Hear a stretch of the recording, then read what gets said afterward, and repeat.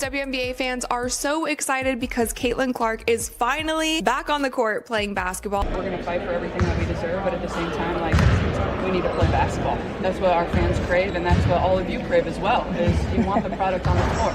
And at the end of the day, that's how you make the money, that's how you're marketable, that's what the fans get excited about, that's what the fans want to show up for. So, it's business and it's a negotiation, and there has to be compromise on both sides, and, we're starting to get down to the wire of it. And it seems like she is 100%. She is going 5v5. Team USA is currently holding their training camp. And it's become really important, and obviously I want to help in any way I can, and I've tried to educate myself the best I can. Obviously I can't speak to every single number. That might be the most important 30 seconds the WNBA hears all year. While attention has been pulled in every direction by noise, rumors, and endless back and forth around CBA negotiations, Caitlin Clark cuts straight through it with one sharp message. The league cannot afford to mishandle this moment, and that warning lands heavier than anything else being said right now. December 2024, Team USA training camp in Durham. 16 of the best players in women's basketball walked into the gym with one mission: preparing for the 2026 FIBA World Cup. So all the ladies will be in Durham this weekend training. As you can see the roster here: Lauren Betts, Aaliyah Boston, Cam Brink, Paige Beckers, Veronica Burton, Sonia Citron, Caitlin Clark, Kalia Copper, Chelsea Gray, Brittany Griner, Dearica Hamby, Kiki Ariafen, Rakia Jackson, Brianna Jones, Kelsey Plum, Angel Reese, Juju Watkins, and... On the surface, it looks like business as usual. Elite talent, high-level workouts, championship goals. But behind the scenes, there is a massive problem sitting in plain sight. If the WNBA Players Association and the league fail to reach a new CBA by January 9th, the entire 2026 season could be in serious danger. That is not speculation. That is the current timeline. Every drill, every scrimmage, and every media appearance is happening with that deadline looming.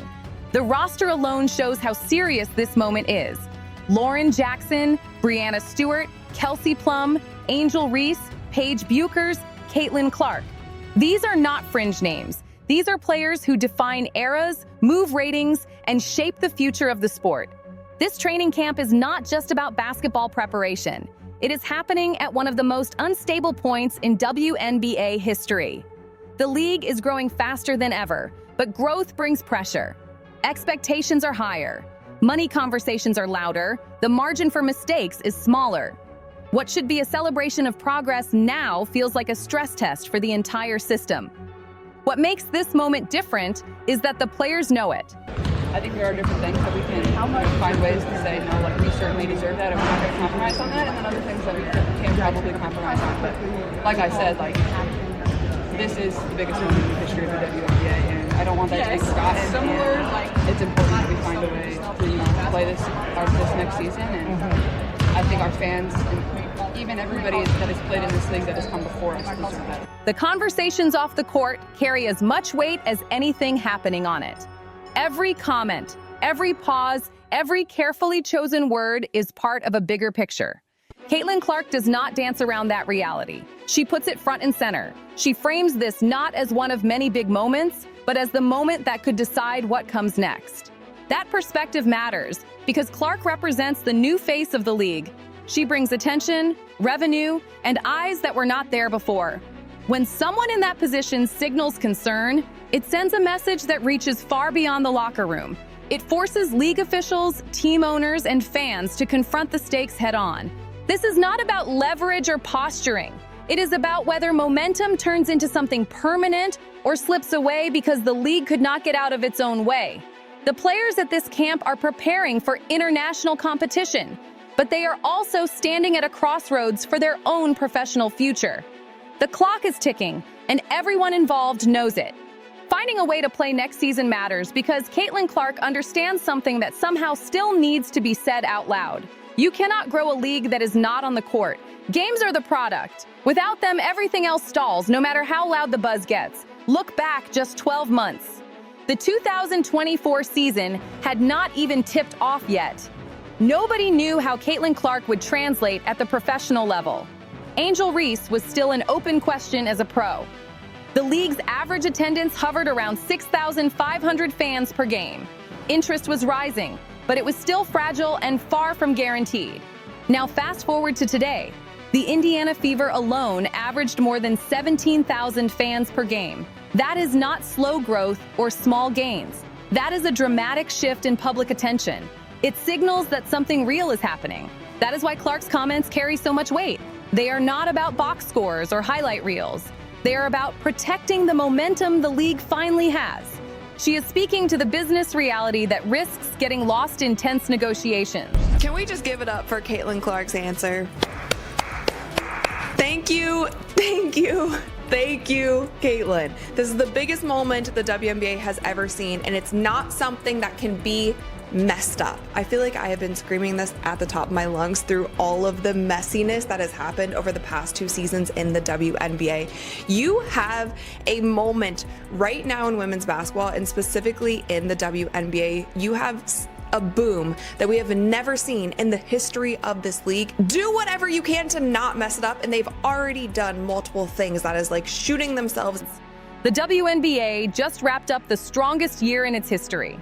Television ratings jumped by roughly 70%. The league secured new media rights deals worth $2.2 billion spread over 11 years. Expansion fees for incoming franchises climbed to $50 million. These are numbers that point to opportunity, not instability. This is the type of momentum leagues chase for decades. It does not show up often, and when it does, mishandling it can be costly. That is where the conversation about compromise comes in. It is not popular, but it is unavoidable. Both sides want progress, but progress requires movement, not standoffs. The players are pushing for meaningful improvements. Charter flights for every team, not just playoff squads. A higher share of league revenue. Better salaries across the board. Those demands are reasonable, and they are long overdue. The issue is not whether the players deserve more. The real question is how much can be secured right now without triggering a work stoppage that freezes everything in place. Time is the biggest problem. At the same Team USA training camp, Kelsey Plum made it clear that CBA talks have been discouraging and that the gap between the two sides remains wide. This was December 2024, staring straight at a January 9th deadline. That leaves very little room to close major differences. Unlike the NBA, the WNBA does not have decades of financial insulation or an unshakable fan base. It cannot afford to disappear for months and assume fans will wait patiently. This league is still laying its foundation. Stopping construction halfway through risks weakening everything that has been built so far. That is why every game, every clip, and every sequence matters right now. Fans have been hungry for WNBA action this offseason, and moments like this show exactly why keeping the league active is not just important, but necessary. Caitlin Clark has not played a competitive basketball game since September 25th, 2024, when the Indiana Fever were eliminated by the Connecticut Sun in the first round of the playoffs. That is more than 2 months without seeing her in real action, and fans have felt every second of that absence. The hunger for Caitlin Clark basketball has been obvious, and the wait has only made the spotlight brighter. Now watch her move. The footwork is sharp. The balance is steady. The release looks smooth and confident. There is no pause, no second guessing, no visible rust. The shot comes up clean, and the rhythm looks natural. Kelsey Plum off the screen, kicks to Caitlin Clark for 3. Caitlin Clark up the court. Another 3. Caitlin Clark off the screen, another 3. Her shot looks really good. This is the kind of basketball that so many WNBA fans have been missing. That alone answers a lot of questions without saying a word.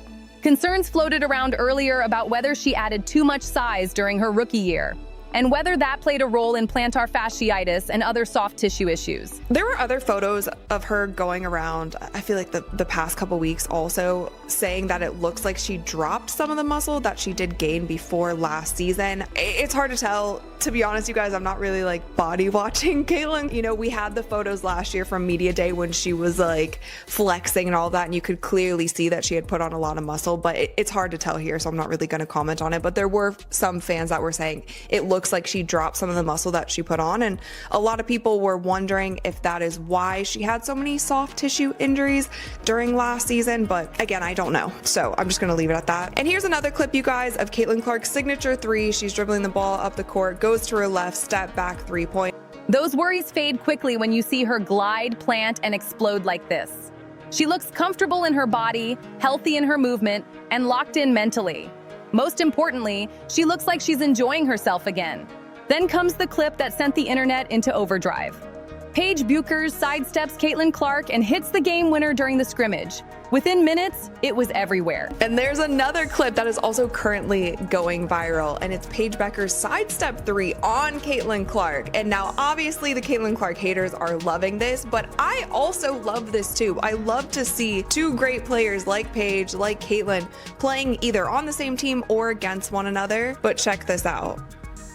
So there's a long rebound here. Paige gets it, pump fake, sidestep, drains the 3.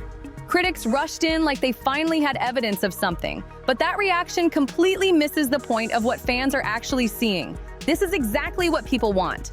Two generational talents competing at full speed in a real basketball setting. No forced rivalries, no online drama, just skill, timing, and pressure meeting in the moment. It is so interesting because so many outlets are picking up this clip and it's like, oh, Paige Bueckers drains a 3 in Caitlin Clark's face, and she did. She absolutely did. But this is fun. I just love to see all these young players out there. The energy feels authentic because it is authentic. The Caitlin Clark and Paige Bueckers dynamic works because they took different roads to the same place. Clark entered the league as the most hyped rookie the WNBA has ever seen and backed it up through heavy physical play and non-stop scrutiny. She did not just survive it. She turned herself into a proven star. Bueckers arrives next with massive expectations of her own, but her game hits differently. She brings versatility on defense, reads the floor instinctively, and fits naturally into structured systems. That contrast in approach is what makes their matchup so compelling and rewatchable. Here's the bigger takeaway.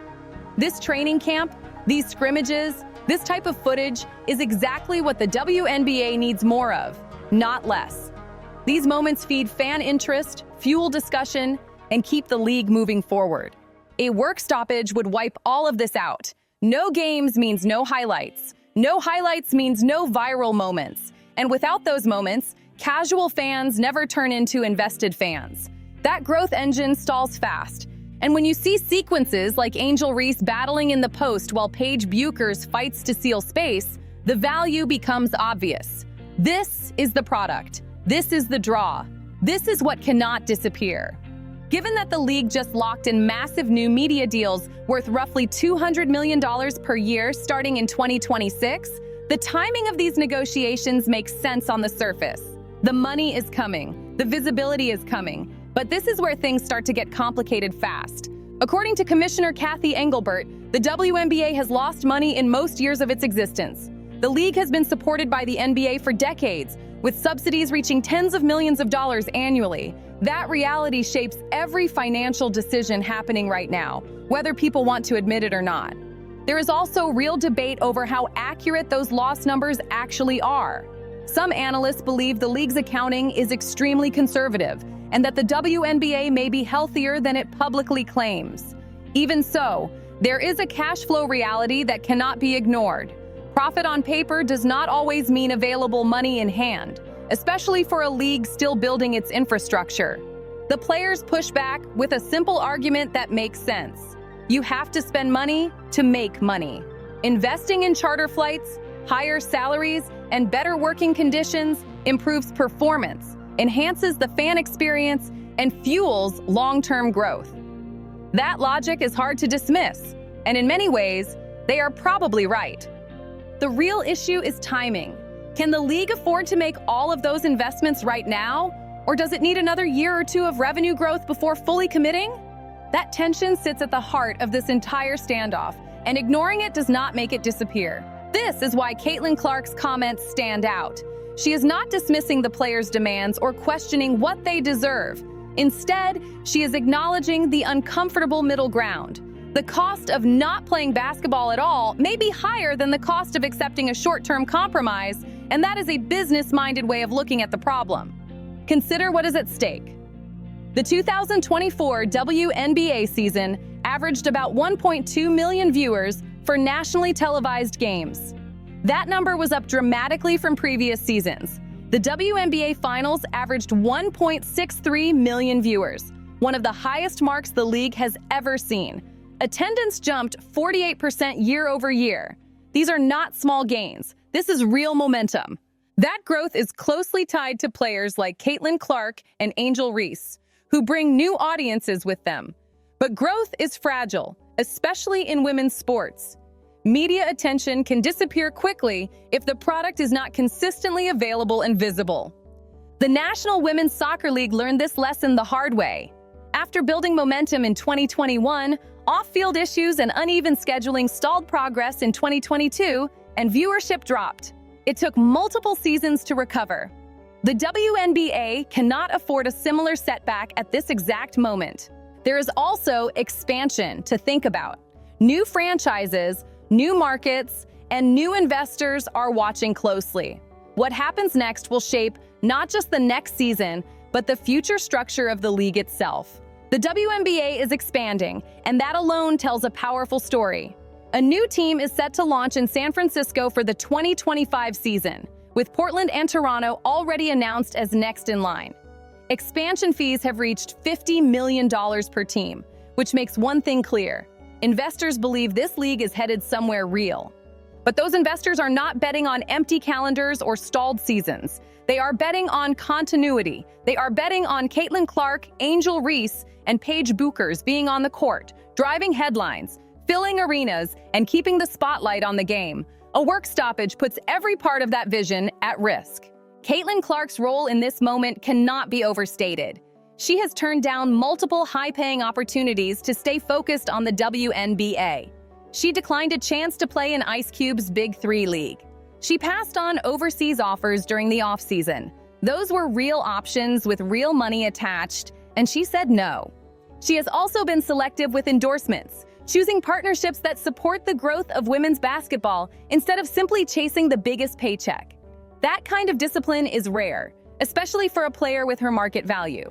Her commitment to the league is obvious, and when someone that invested says the league needs to find a way to play, it deserves attention. The January 9th deadline is not symbolic. If a new CBA is not finalized by then, the current agreement expires. From there, things can spiral fast. The league could initiate a lockout. The players could choose to strike. Once it reaches that stage, the situation shifts from negotiation to confrontation. Work stoppages do long-term damage. Relationships between players and league leadership deteriorate quickly. Trust disappears. Even when an agreement is eventually reached, the resentment does not just vanish. It lingers, and that tension shows up everywhere, from public messaging to locker rooms. That is why compromise matters more than posturing right now. Real compromise, not surface-level gestures, but meaningful movement from both sides. The players need to clearly define what cannot be sacrificed, while remaining open to phasing in other demands over time. For example, full charter flights for every team may not be financially realistic in 2026, but partial charter access combined with a firm commitment to league-wide charters by 2028 could be a workable path forward. Progress does not always have to be immediate to be meaningful. The league also has to meet the moment.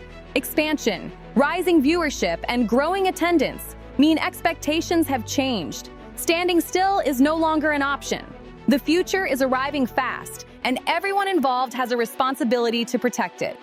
This moment will define how the WNBA is viewed by fans, players, and investors for years to come.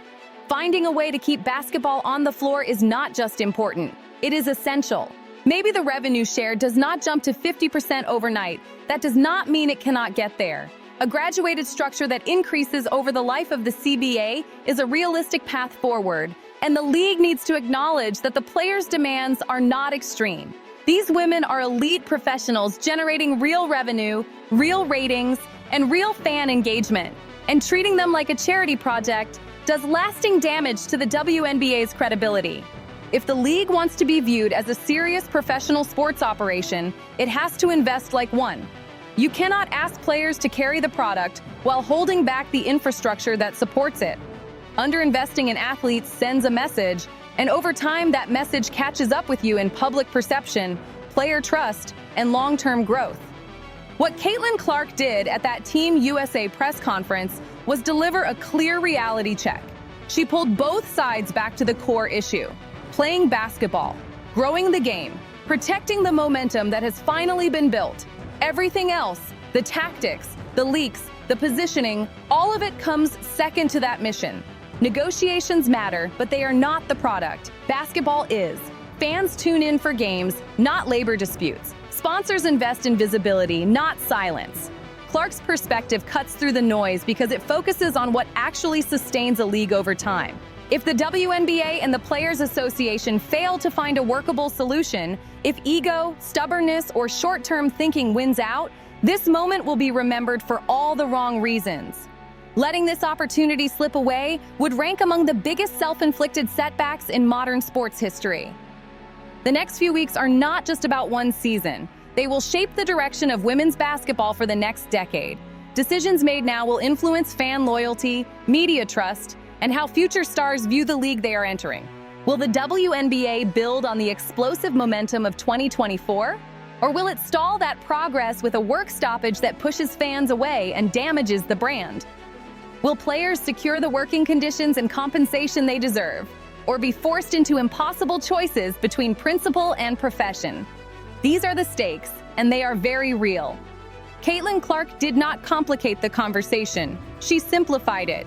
Find a way to keep playing. Find a way to keep growing. At the end of the day, this is about the game, the fans, and the future of women's basketball. Everything else is just background noise. This moment will be remembered one way or another, either as the turning point where the WNBA protected its future, or as the moment it let momentum slip through its fingers. The stakes are that simple, and everyone involved knows it. The league is finally in front of new fans, new money, and real cultural relevance. That window does not stay open forever. If basketball stops, attention fades. If attention fades, rebuilding takes years, not months. That is the risk sitting on the table right now. Caitlin Clark did not choose sides. She chose the game. She chose progress over posturing and solutions over standoffs. That is why her message cuts through everything else. Playing basketball is not a luxury. It is the foundation that holds the entire league up. Fans are watching, players are watching, investors are watching. The next decision will echo far beyond one season or one agreement. This is about whether women's basketball keeps climbing or hits an avoidable wall. Moments like this separate leagues that grow from leagues that stall. The WNBA has the talent, the audience, and the momentum. What it needs now is clarity, leadership, and the willingness to move forward together. If you want the real story behind what's happening, not just the surface-level headlines, that's exactly why Courtside Leaks exists. This is where the details live, where the power plays get exposed, and where the future of the game is followed in real time. Stay locked in. The next move will define everything. We've got every angle covered, every leak, every backstage twist, every moment they won't show you. Hit like, subscribe, drop a comment, and share this video. Stay locked in with Courtside Leaks, your home for the truth behind the WNBA headlines.